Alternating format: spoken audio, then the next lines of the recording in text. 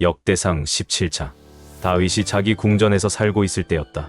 어느 날 그는 예언자 나단에게 보시오. 나는 백향목 궁전에 살고 있는데 여호와의 법궤는 천막 속에 있소 하였다. 그러자 나단은 하나님이 왕과 함께 계시니 왕의 마음에 좋을 대로 하십시오 하고 대답하였다. 그러나 그날 밤 하나님께서 나단에게 말씀하셨다. 너는 가서 내 종 다윗에게 이렇게 전하여라. 너는 내 성전을 지을 자가 아니다. 나는 이스라엘 백성을 이집트에서 인도해낸 날부터 지금까지 성전에 있어 본 적이 없고 언제나 천막에 살면서 이리저리 옮겨 다녔다.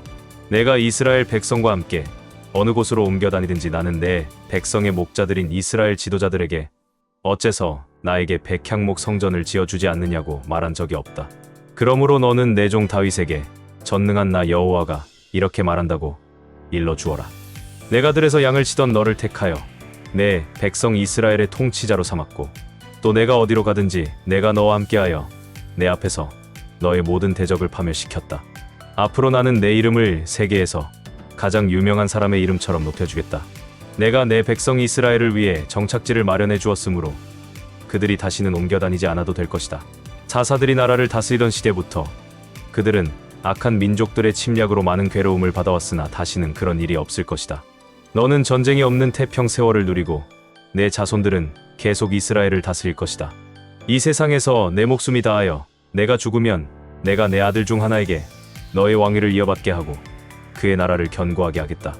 바로 그가 나를 위해 성전을 건축할 자이다. 그리고 나는 그의 나라가 영원히 지속되게 할 것이다.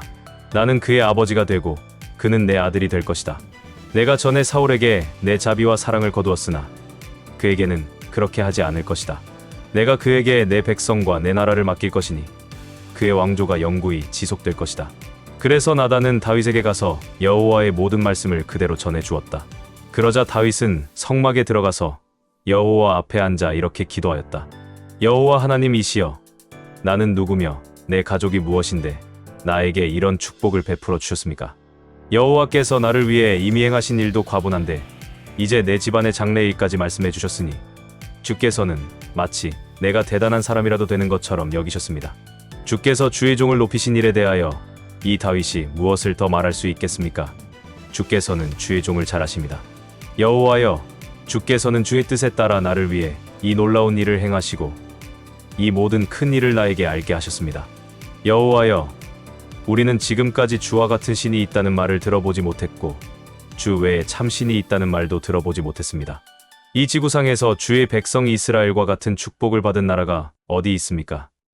주께서는 이스라엘 민족을 주의 백성으로 삼으시려고 그들을 이집트에서 구출해 내시고 그들 앞에서 다른 민족을 쫓아내셨습니다.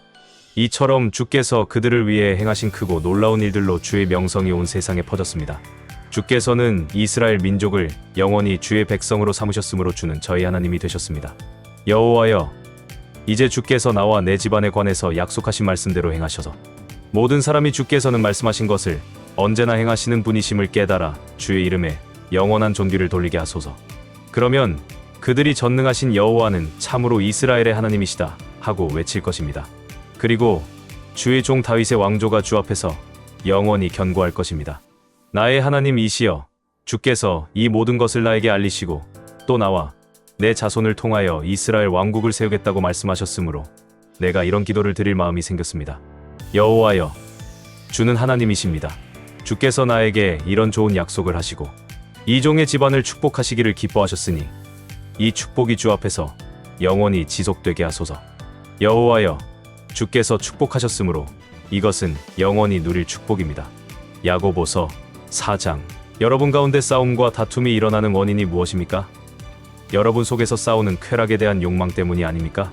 여러분은 욕심을 내어도 얻지 못해서 살인하며 탐을 내어도 얻지 못해서 다투고 싸웁니다. 여러분이 얻지 못하는 것은 하나님께 구하지 않기 때문입니다. 하나님께 구하여도 받지 못하는 것은 쾌락에 쓰려고 잘못 구하기 때문입니다. 가늠하는 사람들이여, 세상과 벗되는 것이 하나님과 원수가 된다는 것을 모르십니까? 누구든지 세상의 벗이 되고자 하는 사람은 스스로 하나님의 원수가 되는 것입니다. 하나님이 우리 속에 살게 하신 성령님은 우리를 질투하시기까지 사랑하신다는 성경 말씀을 여러분은 하찮은 말로 생각합니까? 더구나 하나님은 우리에게 더 큰 은혜를 주십니다. 그래서 성경의 하나님은 교만한 사람을 대적하시고 겸손한 사람에게 은혜를 베푸신다고 쓰여 있습니다. 그러므로 여러분은 하나님께 복종하고 마귀를 대항하십시오. 그러면 마귀가 도망칠 것입니다. 하나님을 가까이 하십시오. 그러면 하나님도 여러분을 가까이 하실 것입니다. 죄인들은 과거의 잘못을 깨끗이 씻고 두 마음을 품은 사람들은 마음을 정결하게 하십시오. 슬퍼하고 울며 통곡하십시오. 웃음을 울음으로 즐거움을 근심으로 바꾸십시오. 주님 앞에서 자신을 낮추십시오. 그러면 주님이 여러분을 높여주실 것입니다. 형제 여러분, 서로 헐뜯지 마십시오. 형제를 헐뜯거나 판단하는 사람은 율법을 헐뜯고 판단하는 사람입니다. 여러분이 율법을 판단하면 율법을 지키는 사람이 아니라 오히려 재판자가 되는 것입니다. 입법자와 재판장은 구원하기도 하시고 멸망시키기도 하시는 하나님 한 분밖에 없습니다. 도대체 여러분이 누군데 이웃을 판단합니까? 오늘이나 내일 어떤 도시에 가서 한 해 동안 장사하여 돈을 벌겠다고 생각하는 사람들이여, 내 말을 들어보십시오. 여러분은 내일 무슨 일이 일어날지 모릅니다. 여러분의 생명이 무엇입니까? 여러분은 잠시 나타났다가 사라지는 안개에 지나지 않습니다. 주님의 뜻이라면 우리가 살기도 하고 이것저것을 하겠다고 말해야 할 여러분이 도리어 허영에 들떠 자랑만 하고 있으니 그런 것은 다 악한 일입니다. 그러므로 사람이 선한 일을 해야 된다는 것을 알면서도 실천하지 않으면 바로 그것이 죄입니다. 요나 1장. 여호와께서 아미떼의 아들 요나에게 말씀하셨다. 너는 저 큰 니느웨 성으로 가서 그 성이 멸망할 것이라고 외쳐라. 그곳 주민들의 죄악이 하늘에까지 사무쳤다. 그러나 요나는 여호와를 피하여 다시스로 달아나려고 욥바로 내려갔다. 때마침 다시스로 가는 배가 있어 그는 여호와를 피해 도망하려고 뱃삭을 주고 선원들과 함께 배에 올라탔다. 그러나 여호와께서 바다에 강한 바람을 보내 폭풍이 일게 하심으로 배가 거의 깨어지게 되었다. 그러자 선원들이 두려워하며 각자 자기가 섬기는 신에게 도와달라고 부르짖고 배를 가볍게 하려고 짐을 바다에 던졌다. 이때 요나는 배 밑층에서 깊이 잠들어 있었다. 선장이 그를 보자 고래고래 소리쳤다. 당신은 어째서 이런 때에 잠을 자고 있소? 일어나 당신의 신에게 도움을 구하시오. 그가 우리를 불쌍히 여겨 구해줄는지 누가 알겠소? 그때 선원들은 이 재앙이 누구 때문인지 제비를 뽑아 알아보자 하고 서로 말하며 제비를 뽑았는데 그 제비에 요나가 뽑혔다. 그러자 그들이 요나에게 물었다. 무슨 이유로 우리가 이 재앙을 당하게 되었는지 말해보시오. 당신은 도대체 못하는 사람이며 어디서 왔으며 어느 나라 사람이요? 그때 요나가 나는 히브리 사람이며 바다와 육지를 만드신 하늘의 하나님 여호와를 섬기는 사람입니다 하고 대답하며 자기가 여호와를 피해 도망치고 있음을 그들에게 밝혔다. 그러자 선원들은 몹시 두려워하며 당신이 어째서 이런 짓을 하였소? 하였다. 폭풍이 점점 더 무섭게 휘몰아치자 선원들은 요나에게 우리가 당신을 어떻게 해야 바다가 잔잔하겠소? 하고 물었다. 그때 요나가 대답하였다. 나를 들어 바다에 던지시오. 그러면 바다가 잔잔해질 것입니다. 여러분이 이 폭풍을 만나게 된 것이 내 탓이라는 것을 나는 잘 알고 있습니다.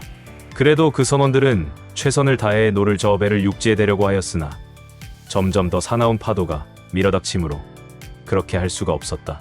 그래서 그들은 여호와여, 죄 없는 사람을 죽인다고 우리를 벌하지 마소서. 여호와여, 당신은 당신의 뜻대로 행하시는 분이시므로 이 사람의 죽음에 대해서 우리에게는 아무 잘못이 없습니다 하고 요나를 들어 바다에 던졌다. 그러자 성난 바다가 즉시 잔잔해졌다. 이것을 본 선원들은 여호와를 크게 두려워하며 그에게 제사를 드리고 그를 섬기겠다고 서약하였다. 여호와께서 이미 큰 물고기를 예비하셔서 요나를 삼키게 하셨으므로 요나가 밤낮 3일을 고기 뱃속에 있었다. 누가복음 6장. 안식일에 예수님이 밀밭 사이로 지나가실 때 제자들이 밀이삭을 잘라서 비벼 먹었다. 그러자 몇몇 바리새파 사람들이 어째서 당신들은 안식일에 해서는 안 될 짓을 하시오? 하고 따져 물었다. 그래서 예수님은 그들에게 이렇게 대답하셨다. 너희는 다윗이 자기 일행과 함께 배가 고팠을 때 한 일을 읽어보지 못했느냐? 다윗이 하나님의 집에 들어가 제사장 외에는 아무도 먹을 수 없는 차림빵을 먹고 자기 일행에게도 주지 않았느냐? 그러고서 예수님은 나는 바로 안식일의 주인이다 하고 말씀하셨다.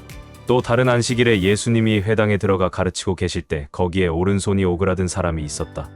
율법학자들과 바리새파 사람들은 예수님을 고발할 구실을 찾으려고 안식일에 병자를 고쳐주는가를 지켜보고 있었다. 예수님이 그들의 생각을 아시고 그 불구자에게 일어나 앞으로 나오너라 하시자 그가 앞으로 나왔다.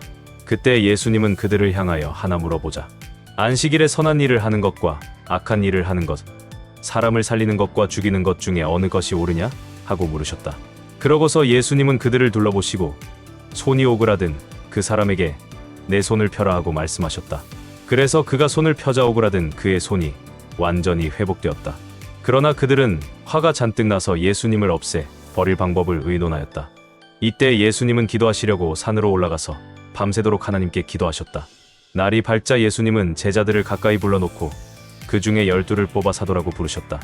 이 12 사도는 베드로하고도 한 시몬, 시몬의 형제 안드레, 야고보, 요한, 빌립, 바돌로메, 마태, 도마 알페오의 아들 야고보, 열심당원 시몬, 야고보의 아들 유다, 그리고 예수님을 판 가룟 사람 유다였다. 예수님은 제자들과 함께 산에서 내려와 평지에 서셨다. 거기에는 많은 제자들과 그리고 온 유대와 예루살렘과 바닷가 두로와 시돈에서 수많은 사람들이 예수님의 말씀도 듣고 병도 고치려고 와 있었다. 예수님은 그들 중에 더러운 귀신이 들려 괴로움을 당하는 사람들을 모두 고쳐주셨다.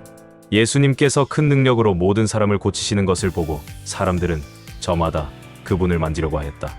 예수님은 제자들을 보시며 이렇게 말씀하셨다. 가난한 너희는 행복하다. 하나님의 나라가 너희 것이다.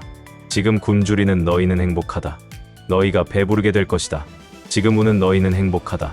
너희가 웃게 될 것이다. 사람들이 나 때문에 너희를 미워하고 따돌리고 모욕하며 너희 이름을 더럽힐 때 너희는 행복하다. 이런 일을 당하면 기뻐하고 즐거워하여라. 하늘에서 큰 상이 너희를 기다리고 있다. 그들의 조상들도 예언자들을 그와 같이 학대하였다. 그러나 너희 부유한 사람들에게는 불행이 닥칠 것이다. 너희는 이 세상에서 받을 수 있는 위로를 이미 다 받았다. 지금 배부르게 먹고 지내는 자들아, 불행하게도 너희는 굶주리게 될 것이다. 지금 웃는 자들아, 불행하게도 너희는 슬퍼하며 울 것이다. 모든 사람이 칭찬하는 자들에게 불행이 닥칠 것이다. 그들의 조상들도 거짓 예언자들을 그렇게 칭찬하였다. 그러나 너희 듣는 자들에게 내가 말한다. 너희 원수를 사랑하고 너희를 미워하는 사람들에게 친절을 베풀어라. 너희를 저주하는 사람들을 축복해주고 너희를 모욕하는 사람들을 위해 기도하라. 한쪽 뺨을 때리거든 다른 뺨도 돌려대고 내 겉옷을 빼앗는 사람에게 속옷까지 주어라. 내게 달라는 사람에게 주고 내 것을 가져가는 사람에게 돌려달라고 하지 말아라. 너희가 남에게 대접을 받고 싶은 그대로 남을 대접하여라. 너희를 사랑하는 사람들만 사랑한다면 너희가 무슨 칭찬을 받겠느냐? 죄인들도 자기를 사랑하는 사람은 사랑한다. 너희에게 친절을 베푸는 사람들에게만 친절을 베푼다면 너희가 무슨 칭찬을 받겠느냐? 죄인들도 그 정도는 할 줄 안다. 너희가 다시 받을 생각으로 사람들에게 빌려준다면 무슨 칭찬을 받겠느냐? 죄인들도 되돌려 받을 줄 알면 빌려준다. 그러나 너희는 원수를 사랑하고 그들에게 친절을 베풀며 아무것도 바라지 말고 빌려주어라. 그러면 너희가 큰 상을 받을 것이며 하나님의 아들이 될 것이다. 그분은 은혜를 모르는 사람과 악한 사람들에게도 인자하시다. 너희 아버지께서 자비로우신 것처럼 너희도 자비로운 사람이 되어라. 남을 판단하지 말아라. 그러면 너희도 판단을 받지 않을 것이다. 남을 죄인으로 단정하지 말아라. 그러면 너희도 죄인 취급을 받지 않을 것이다. 남을 용서하여라. 그러면 너희도 용서를 받을 것이다. 주어라.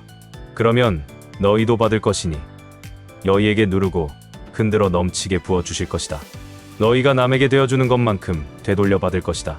또 예수님은 그들에게 비유를 들어 이렇게 말씀하셨다. 소경이 어떻게 소경을 인도할 수 있겠느냐? 그렇게 하다가는 둘 다 구덩이에 빠지고 말 것이다. 학생이 선생보다 낫다고 할 수는 없으나 완전히 다 배우고 나면 그때에는 선생과 같이 될 것이다. 왜 너는 형제의 눈 속에 있는 티는 보면서 내 눈 속에 있는 들보는 보지 못하느냐? 내 눈 속에 있는 들보는 보지 못하면서 어떻게 형제에게 내 눈 속에 있는 티를 빼내주겠다 하고 말할 수 있느냐? 위선자야, 먼저 내 눈 속의 들보를 빼내어라. 그러면 내가 밝히 보고 형제의 눈 속에 있는 티도 빼낼 수 있을 것이다. 좋은 나무가 나쁜 열매를 맺을 수 없고 나쁜 나무가 좋은 열매를 맺을 수 없다. 나무는 그 열매를 보면 안다.